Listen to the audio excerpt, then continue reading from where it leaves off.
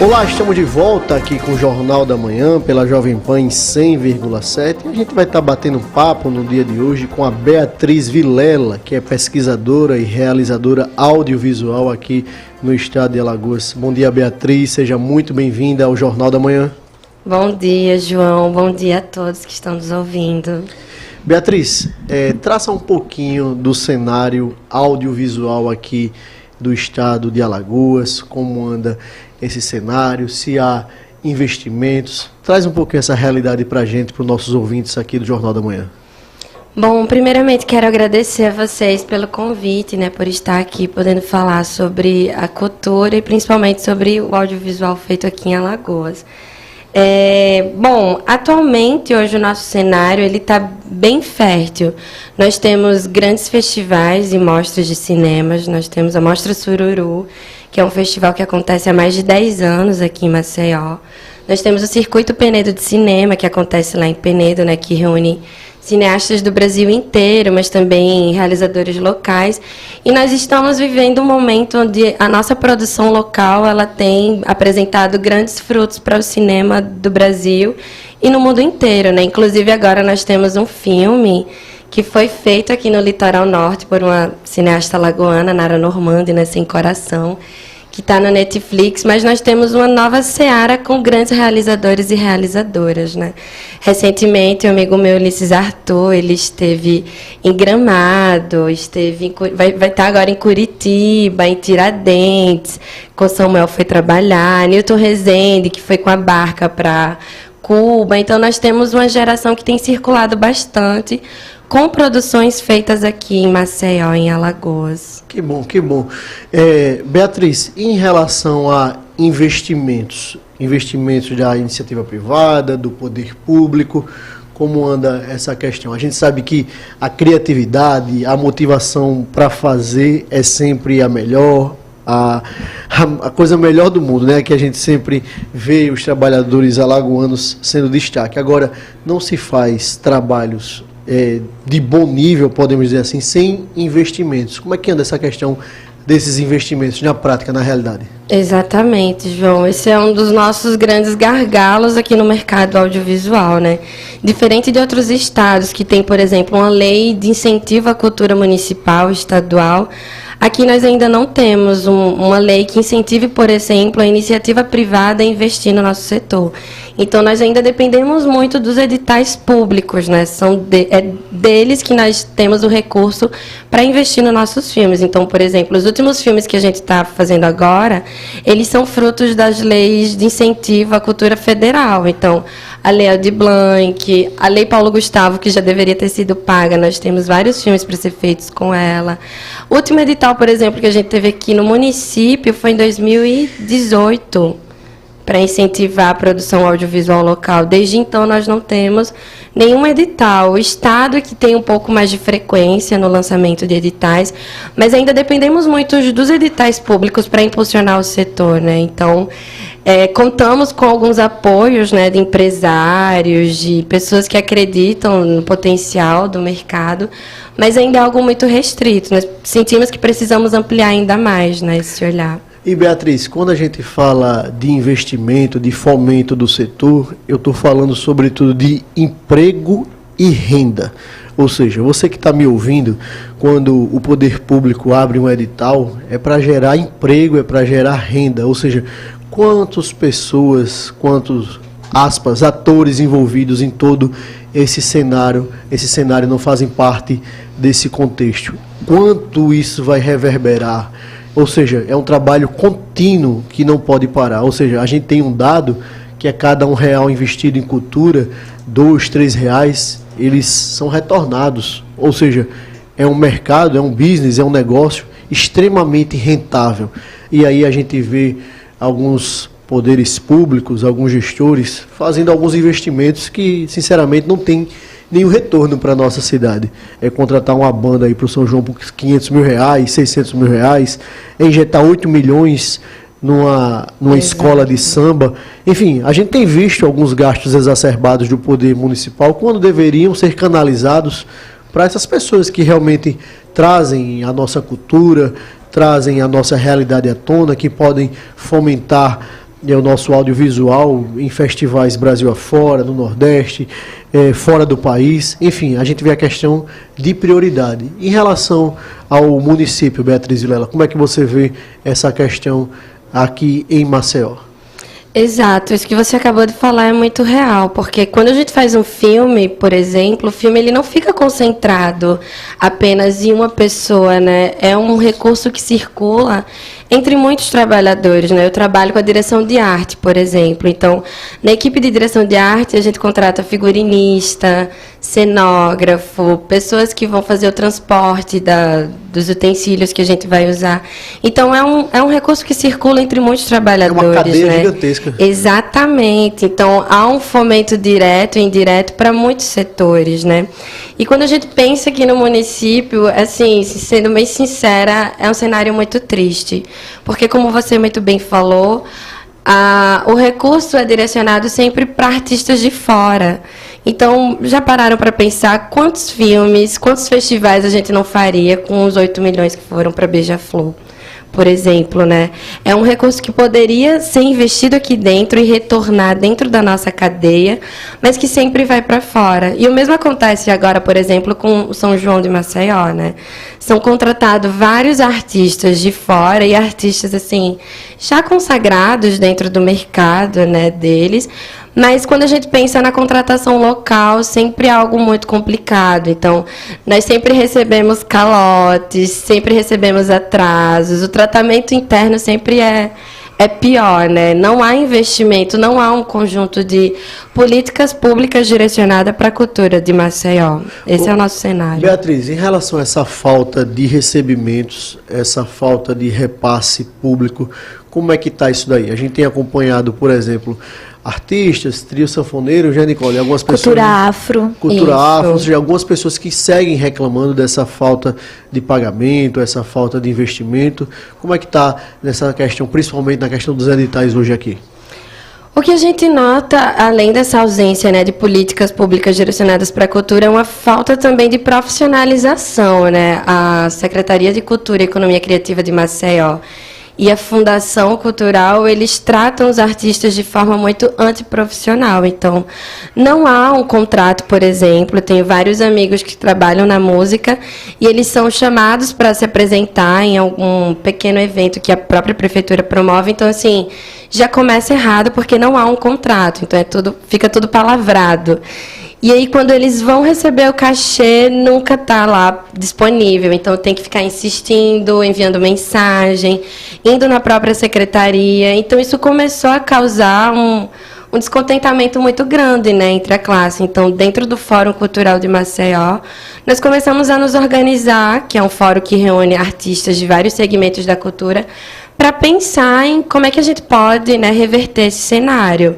Então, como é que a gente pode, por exemplo, pedir aos poderes públicos, ao Ministério Público, ao TCU, que intervenha nessa situação, porque começou a ficar insustentável, como você mesmo comentou, né? Tenho várias amigas do Afrocaeté que estavam sem receber há meses, ficaram 3 meses esperando um cachê com valor irrisório.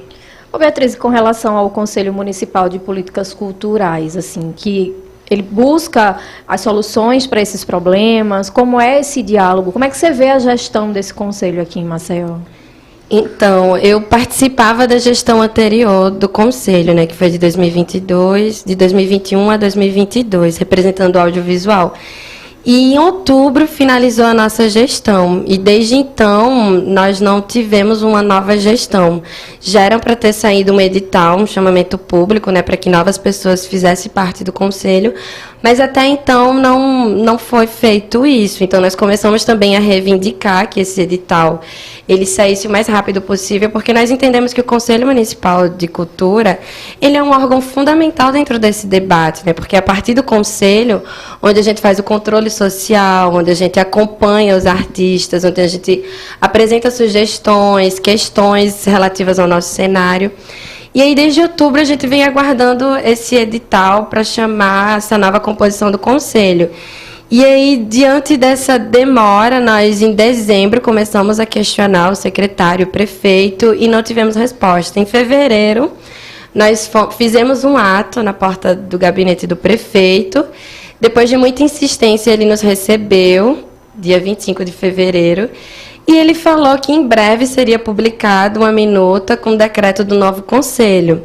E aí nós começamos a trabalhar juntos, fizemos um grupo de trabalho, inclusive com assessores dele, Major Diego, Mourinha. E depois dessa reunião ficou certo que as nossas sugestões seriam acatadas e que o Conselho retomaria suas atividades.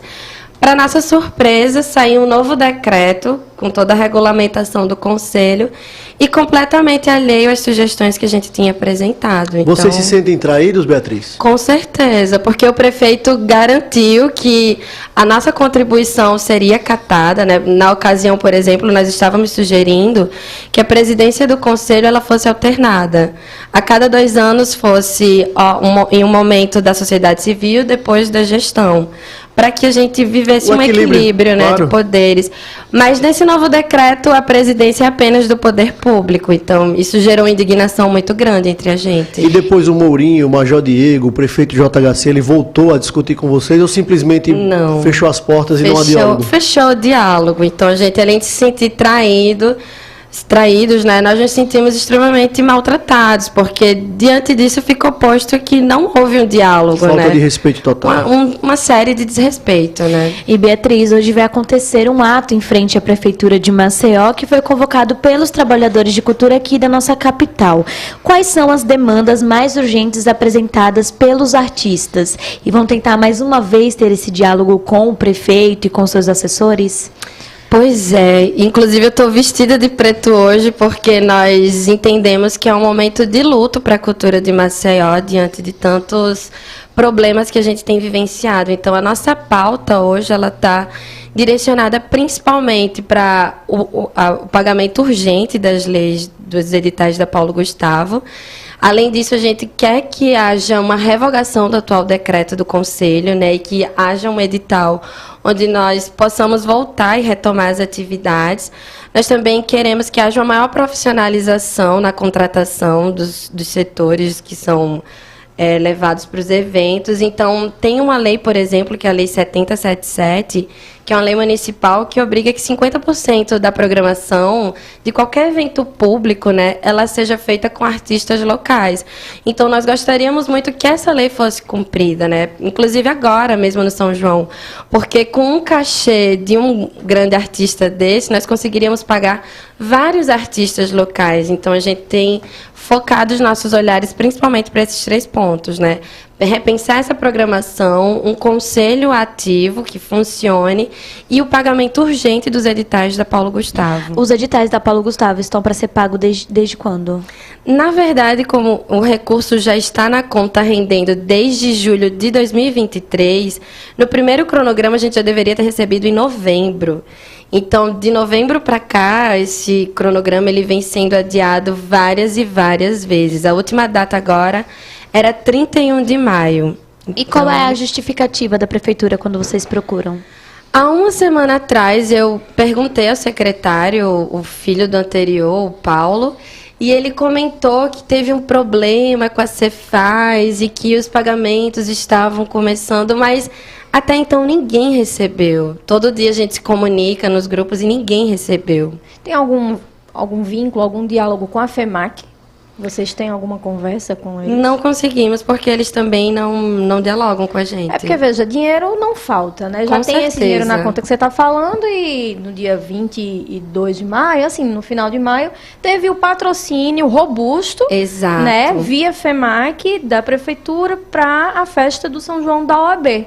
Então, tem dinheiro. Dinheiro na conta tem. Se tinha os R$280 mil para patrocinar uma festa de uma entidade privada, então como é que esse diálogo não acontece? Como é que esses problemas eles não estão sendo sanados, né, Beatriz? Justamente. E é isso que nos faz também levar essas questões para a porta da prefeitura e fazer esse ato da cultura, né? Porque o problema não é orçamento, o problema é a ausência de um planejamento, né? Se tem 280 mil para a OAB, se tem 8 milhões para Beija-Flor, por que não nos pagam? Por que não há um conjunto de investimentos, por exemplo, no cinema, na música, no teatro, na dança daqui de Maceió, né? E aí acrescento para o caro ouvinte que está nos ouvindo nos 4 cantos de Maceió, no estado de Alagoas, o que falta é hombridade, é compromisso público. A partir do momento que você assume um acordo, que aperta a mão de uma pessoa, olha no olho dela, você tem que cumprir. Quem não cumpre compromisso, o acordado não sai caro, não merece o nosso respeito.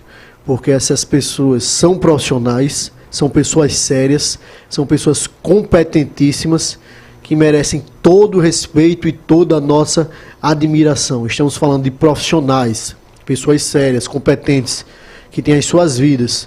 A Prefeitura de Maceió, o atual gestor, as pessoas que estão em torno desse gestor, são da mesma esfera moral, diga-se de passagem. Porque ninguém que trabalha com um tipo de cidadão desse poderia compactuar com o que vem acontecendo. Peça o seu boné e vá embora. Tenha vergonha na cara. Tenha respeito aos seres humanos. Desde novembro, isso é inadmissível para uma gestão pública. Isso é uma falta de respeito gigantesca. Beatriz Vilela, quero convidar você, outros colegas seus, que queiram falar, queiram expor essa situação. O Jornal da Manhã é uma tribuna livre, a Folha de Alagoas é uma tribuna livre para a gente estar discutindo esses temas de extrema importância para a nossa sociedade. Quero deixar o convite público para que você possa estar aqui em outras oportunidades e deixar um espaço para suas considerações finais. Sem dúvida voltaremos. Espero voltar com boas notícias, né, para falar dos nossos trabalhos, dos nossos festivais, das coisas boas que a gente vem fazendo na cidade, apesar dos desrespeitos constantes que a gente vem enfrentado, né? Então, quero mais uma vez agradecer a abertura aqui com vocês e convocar, né, os demais trabalhadores da cultura e artistas que se sentem lesados e que vêm sofrendo, né, com esses desmandos, para estarmos lá agora, a partir das 8 horas, na porta do gabinete do prefeito. Estaremos fazendo um velório, porque nós entendemos que não tem nem como se comemorar, não dá nem para ser um ato festivo, vai ser um velório. Estaremos lá velando pela cultura de Maceió, que vem morrendo. Toda vez que isso acontece, nós sentimos que a nossa cultura morre, porque uma coisa que a gente sente aqui na cidade é que a cultura ela não é vista nas suas dimensões. A cultura não é vista como algo simbólico, como uma atitude cidadã. Ela é apenas pensada pelo viés econômico, né? E ainda assim, o viés econômico que beneficia apenas os artistas de fora, né? Nunca ela é pensada para dentro. Então, assim, nós estaremos lá velando pelas nossas políticas culturais que não existem e lamentando, né, esse triste cenário e esperando que haja alguma mudança, né? Esperamos com poucas esperanças, infelizmente, mas queremos que nós sejamos minimamente respeitados e que os nossos cachês, nossos recursos sejam depositados o mais rápido possível, né? Beatriz Vilela, mais uma vez, obrigado pela sua participação aqui no Jornal da Manhã, pela Jovem Pan em 100,7.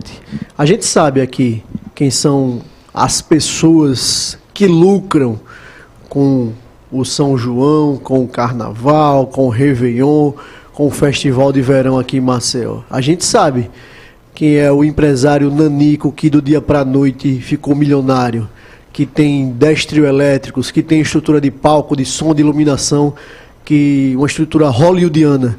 A gente sabe quem são essas pessoas, a gente sabe quem é o sócio oculto dessa pessoa. Eu sei, isso vai vir à tona. O Ministério Público, as polícias, Polícia Federal, isso vai vir à tona.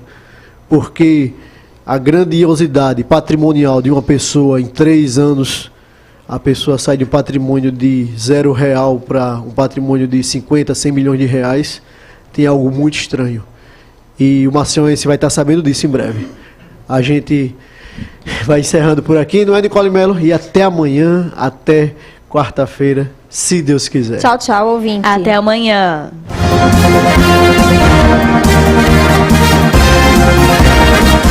Você ouviu